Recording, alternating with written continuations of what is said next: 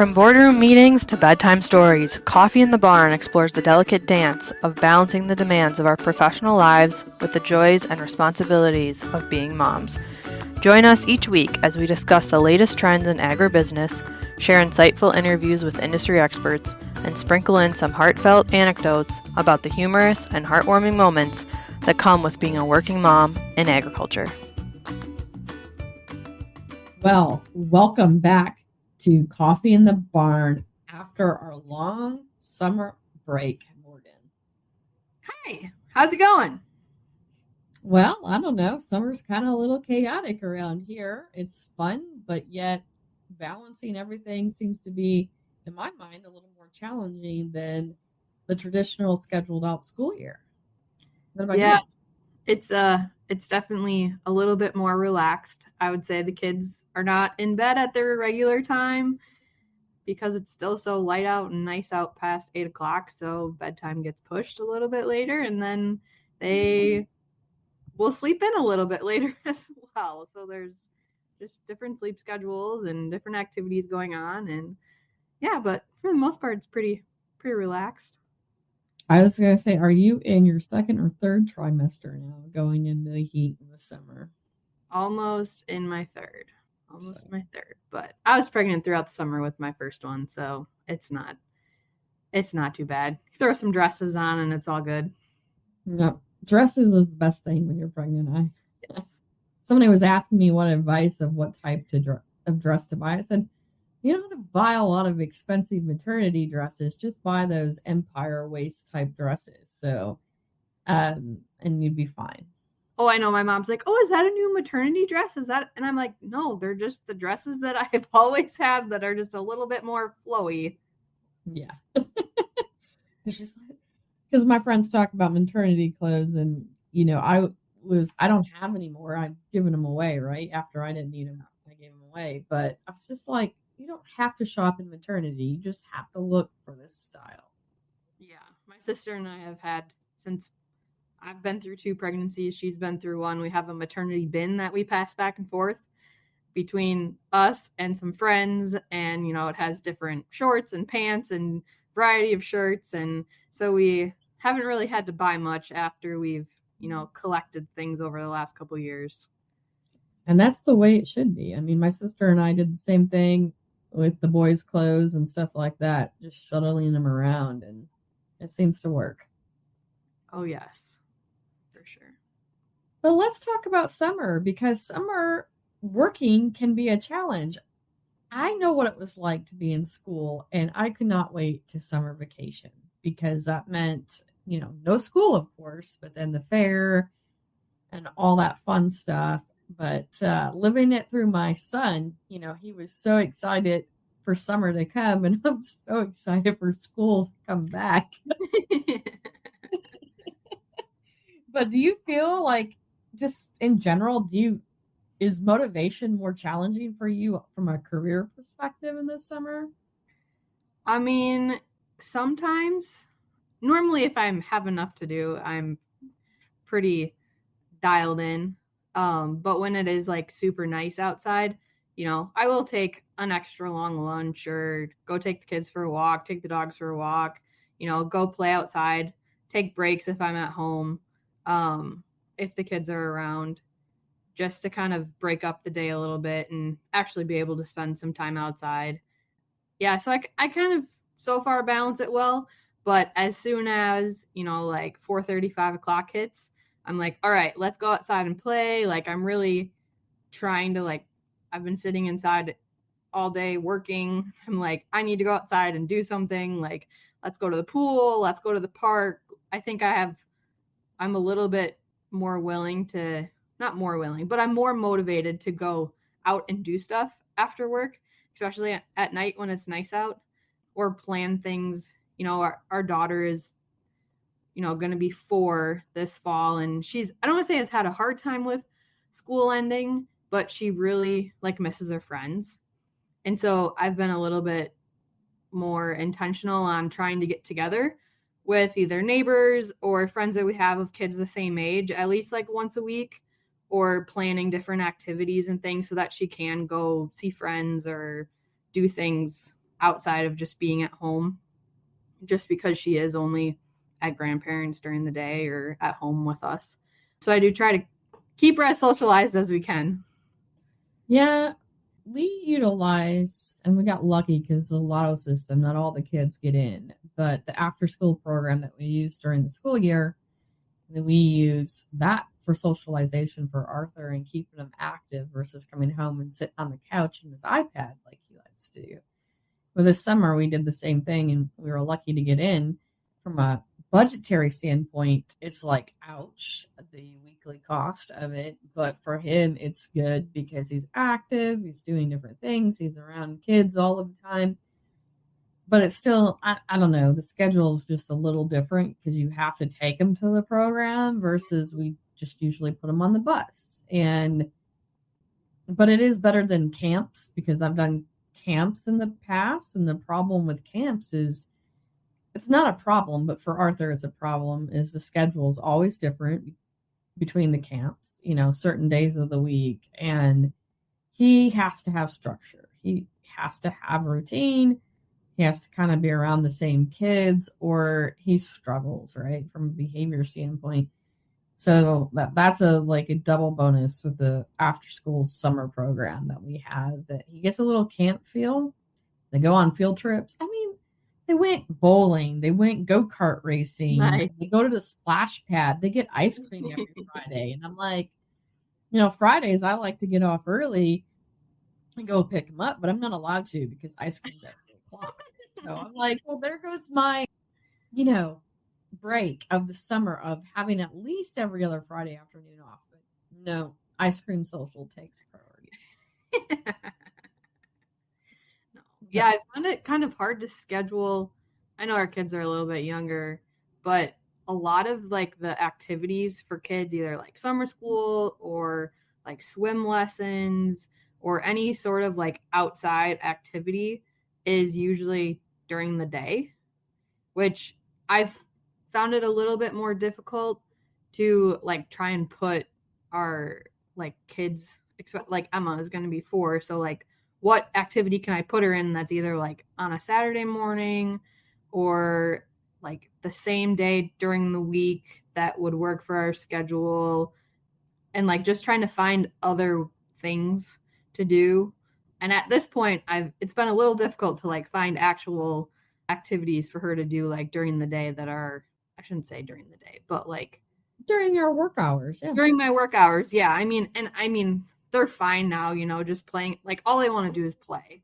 So they're fine going to the library and playing for an hour or two or going to the splash pad or whatever. So it's not too bad right now, but I see that as a possible challenge in the future is, okay, how do we balance kids' activities during the day or camps or whatnot, kind of how you're already alluding to down the line.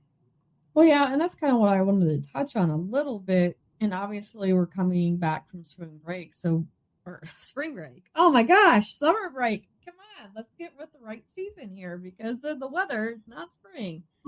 But just for, supervisors or you to think of, this summer was awful. My kids were awful. Or how do I balance this for my employees? And I really do think next summer I'm going to go back to the mentality. I always really wanted it from, at least here in the U.S., Memorial Day to Labor Day, that at least on Friday afternoons we take off.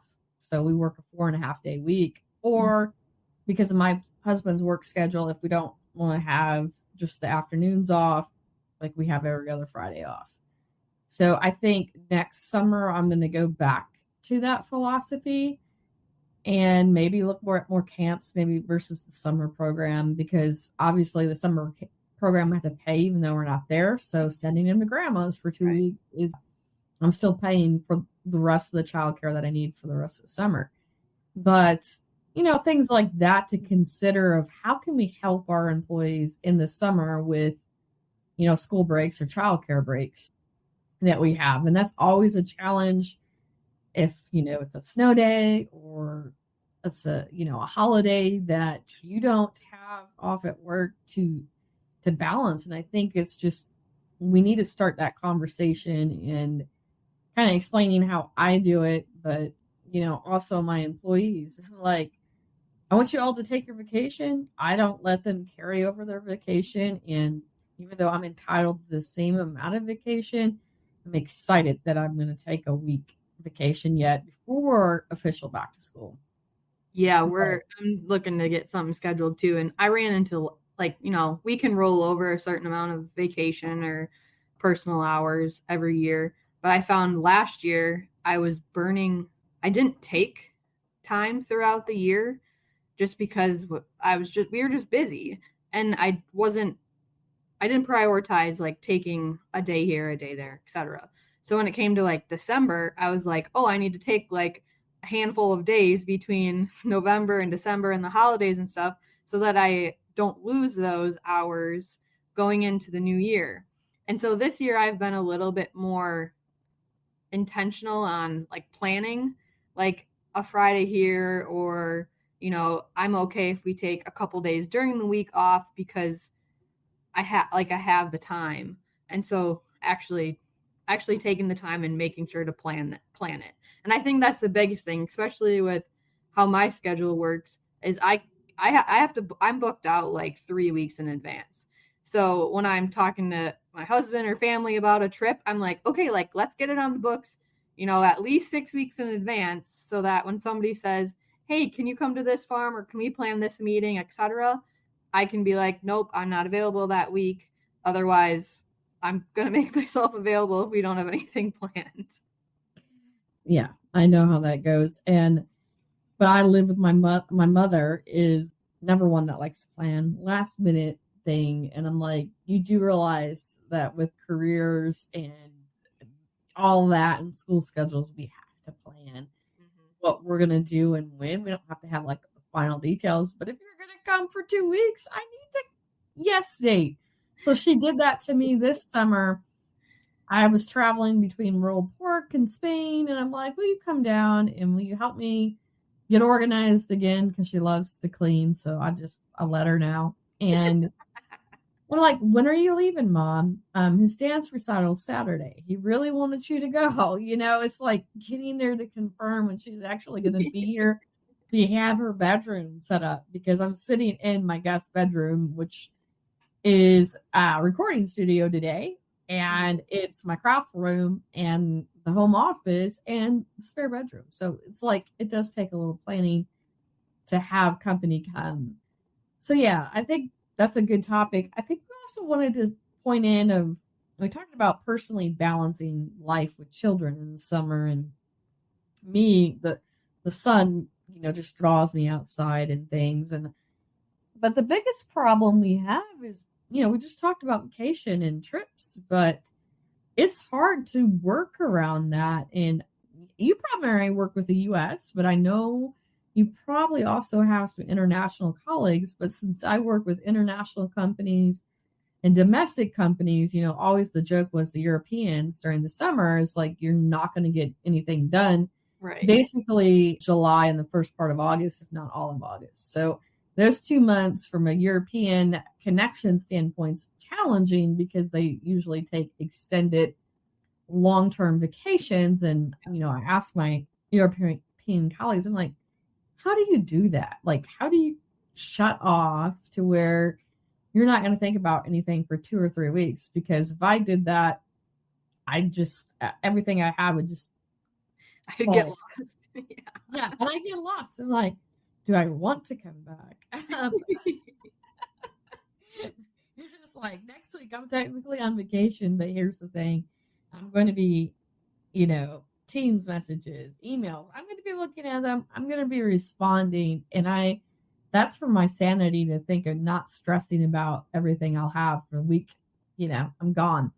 So I do actually prefer to do that. But I said, absolutely no meetings. Like, if you have a 5-minute question, we can jump on a call, but like no meetings, right?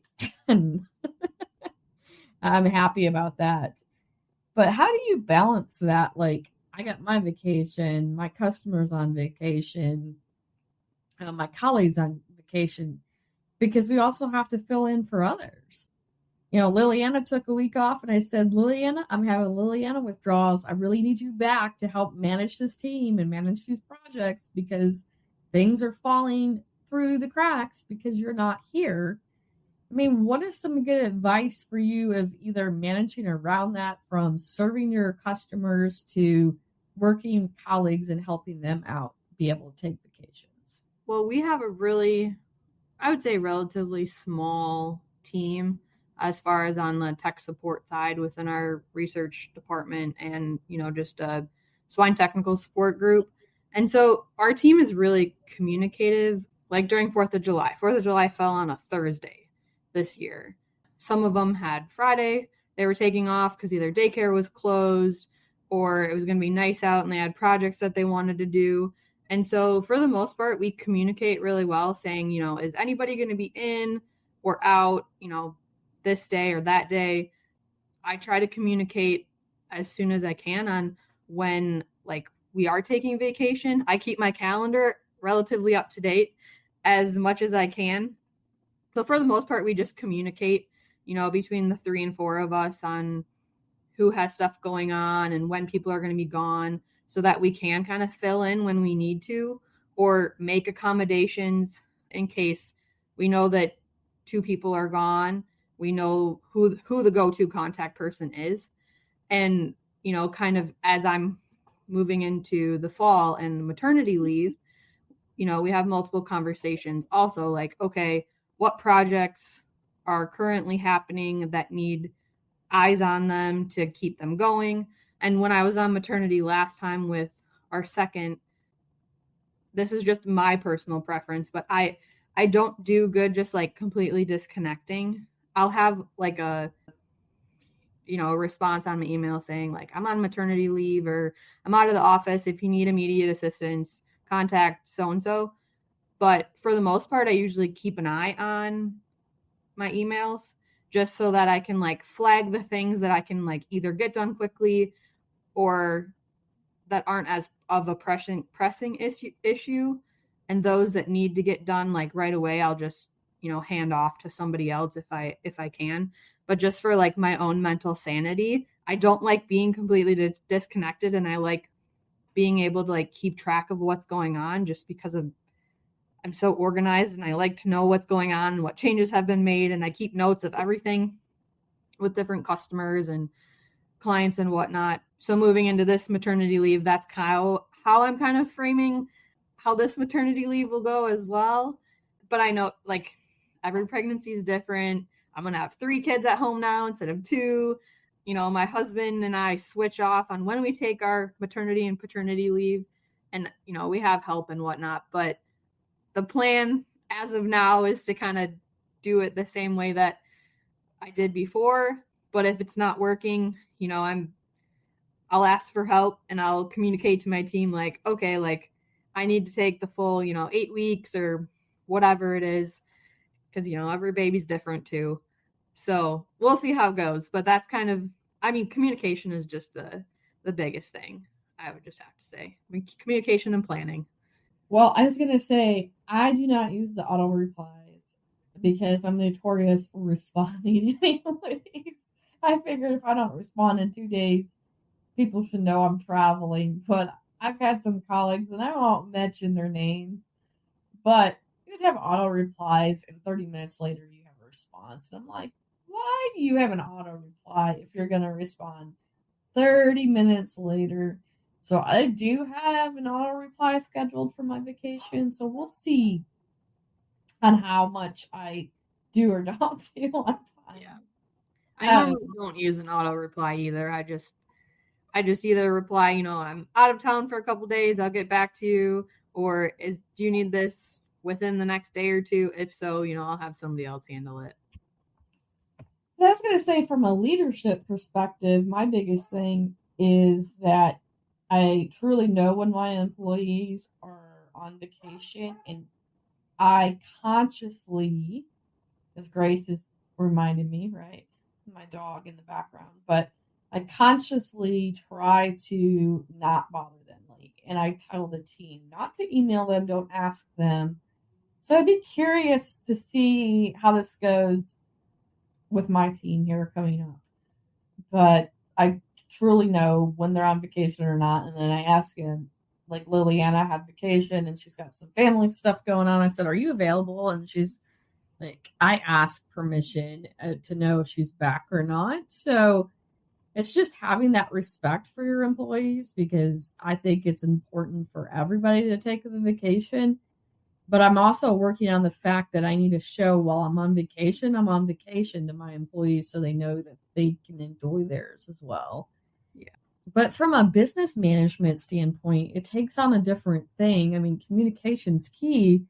But what I'm finding is that potentially my Q3 may be a little bit lower performing here, more so in July, from the standpoint of balancing my schedules, my customers' vacations, and things, of closing deals. Do you find that as a challenge as well during the sales process in your career so far, that, summertime may be a little harder to close new deals? I mean, existing business kind of keeps rolling. They tend to have potentially more pigs on feed, but the challenges of getting new business.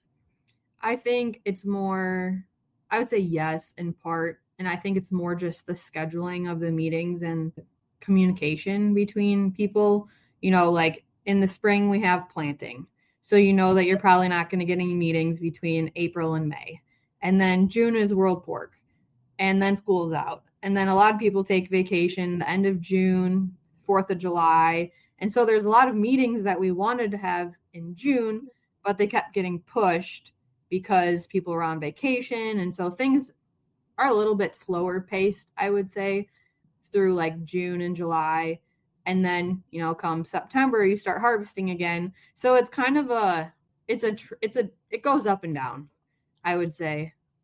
And how do you manage that from expectations of yourself, right? Because obviously I'm a performer, you're a performer. What are some things that you manage your expectations, realizing not everybody's still on your timeline? I try to, for customers that we have like regular reoccurring like meetings every year, like 3 or 4 meetings a year, we try to schedule that next meeting at the end of the previous meeting. Because most of the time people know if they're going to be gone for an extended period of time, at least a couple of months in advance. And so, in March, if we have a meeting and the next meeting's in June or July, we say, okay, what day in June and July are you guys available? Let's put the meeting on the books. And then as we get closer, we reevaluate. I would say 3 weeks out, we say, okay, is this still working, or do we need to push it more? So we try to plan meetings as far in advance as we can, I guess, balancing everyone's schedules. But I mean, some meetings we have 5 or 6 different people that we have to accommodate schedules for. And so, you just have to be flexible. No, I agree. I think the other thing I'm learning in business, and this is really hard, is this is kind of all year. It's getting to be all year, but there's definitely seasons to a lot of meetings. And if we go starting World Pork, you have World Pork, and then we may have a couple breaks, but then you have NPIC, you have PSA, you have ASAS, you have dairy science from scientific meetings. If you're a nutritionist and you're you have customers in all species, or you work across all species, it's really busy. I'm adding pet food in there, so even more. And then, Arkansas Nutrition rounds out the summer for me. And like I could be at meeting after meeting after meeting, and F goes in there. So, as a business manager, I'm A, looking at budgets, but B, I'm also really learning is, my planning and scheduling is what's going to be most valuable for me to learn, and then what's most valuable for my customers. So this year, I'm not going to PSA. I'm not going to animal science. I was supposed to be part of giving away the travel scholarships at dairy science, but I couldn't justify the cost. It's not necessarily even the cost of some of this stuff. It's the time. And I've found, World Pork's a great networking. And to me, that's like a launch pad to next steps. catching up with old people.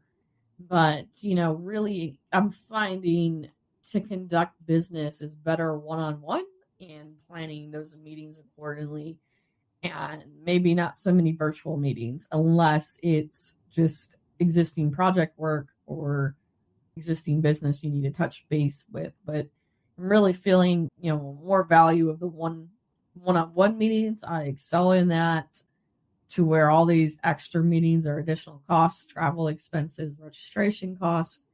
And here I am going to Super Zoo in August, so I'll fill you in on that after that. But registration fee was $2,000. It's the same with NPIC, and I was like, do I go to NPIC and maybe talk to some customers I know, or the people that I can just call up and have a one-on-one?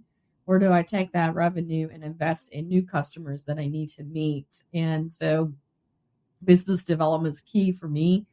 So looking at those conferences and scheduling, even going into the fall, that it's all about new business development, and then individual trips for closing deals and things like that. Yeah, the previous job that I had when I was more in sales than the technical service side of things, I was at every single monogastric trade show, nutrition show, academic show, and set up and take down was Monday. It was a Monday through Friday deal, and you got hotels and food, and for the most part I was there by myself, but some of the bigger shows I had some other colleagues with us, and that was right around COVID and a little bit after. But we really, after doing that for like a full year, we really evaluated, where were our resources going?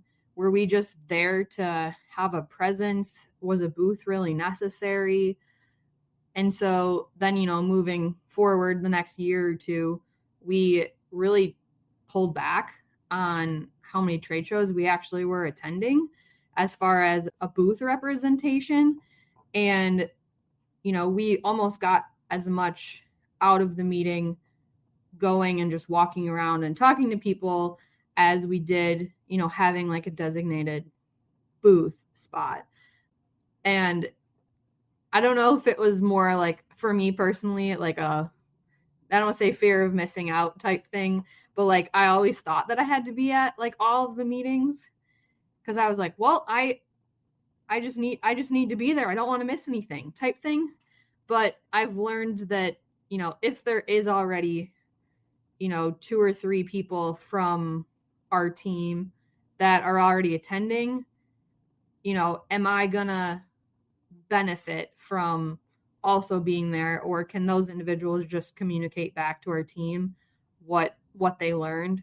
And so I've been a little bit more selective, or at least have tried to be, not trying to just like schedule myself with all of the trade shows and different conferences and things, because you could fill up your schedule really, really quickly just with conferences and trade shows and different meetings, even day-long meetings throughout the summer or even throughout the year. And so just picking which ones are most important for me professionally and personally, developmentally for my career, and how I can best, fit those customers, or which meetings I'm going to have the biggest impact on.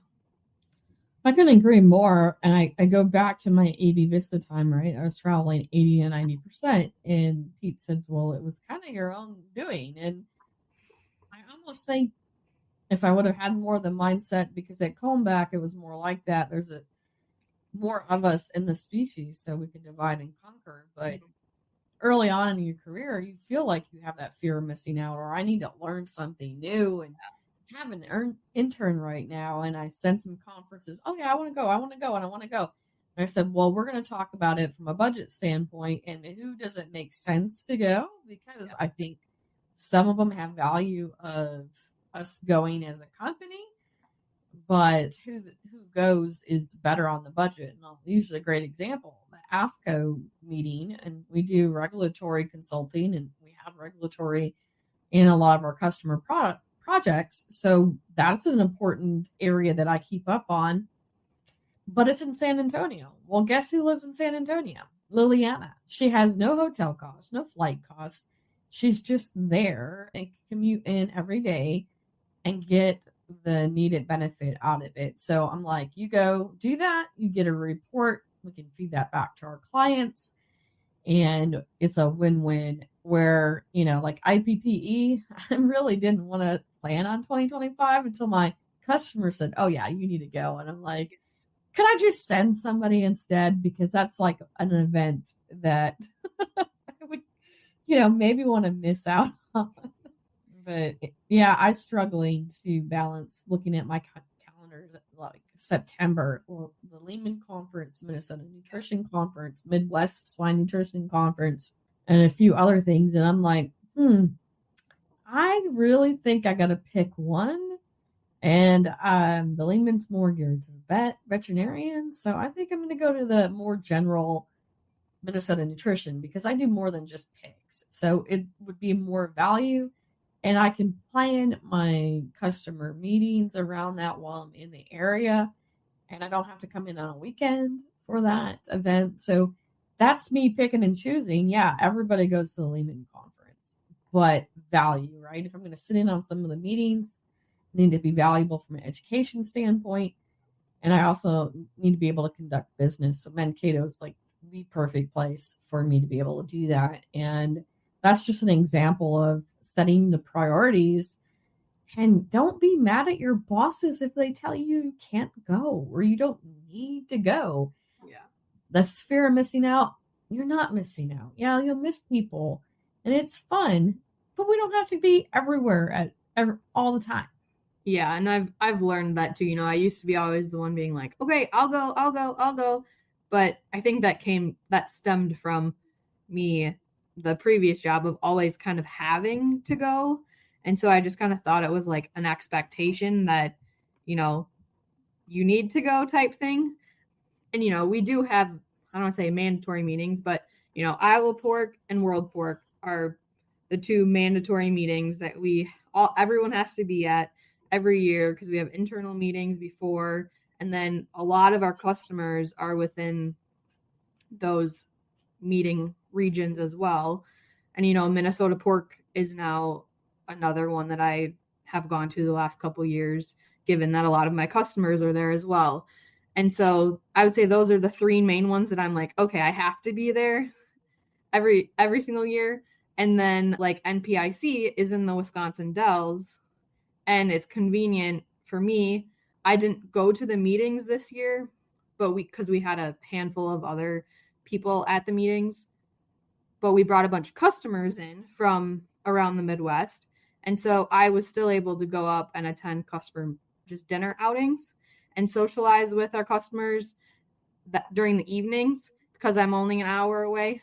And so that was kind of the compromise with that conference, that I was able to just join everyone for dinner and socialize and meet the different people that I haven't met before. And then, the team just reported back on how NPIC went, the following week. Well, that's really cool. Well, we're getting close on our time allowance that we're giving ourselves for episodes. But before we go, what is the one thing that you've done this summer for yourself that is really fulfilled you? Oh, that's a tough question. I bought chickens.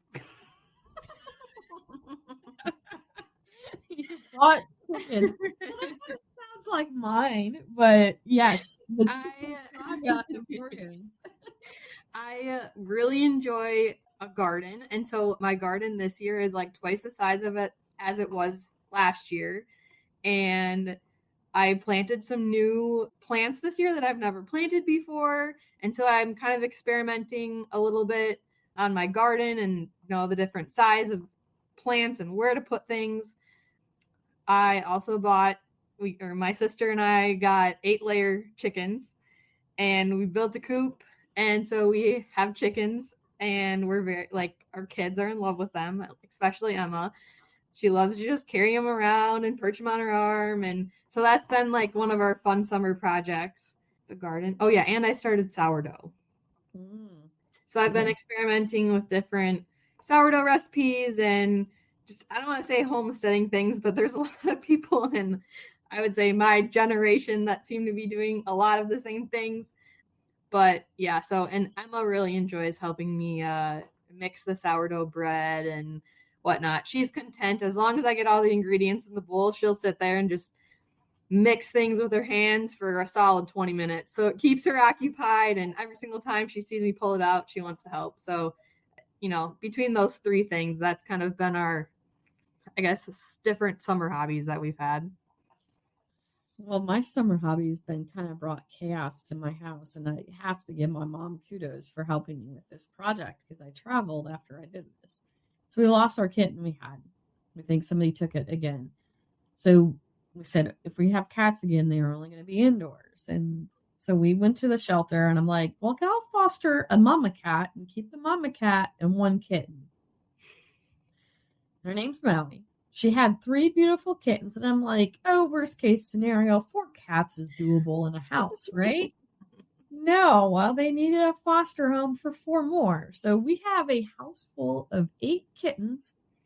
They're not quite old enough to be weaned, so another week. But my mom kept them alive by helping me bottle feed while I traveled. So I was ever grateful for that, right? And she's not a cat person. I have outdoor cats, and that's it. And that was really kind of her motto growing up. And so the fact that she would bottle feed my kittens for me and kept them going, because the foster kittens were pretty rough shape that we got.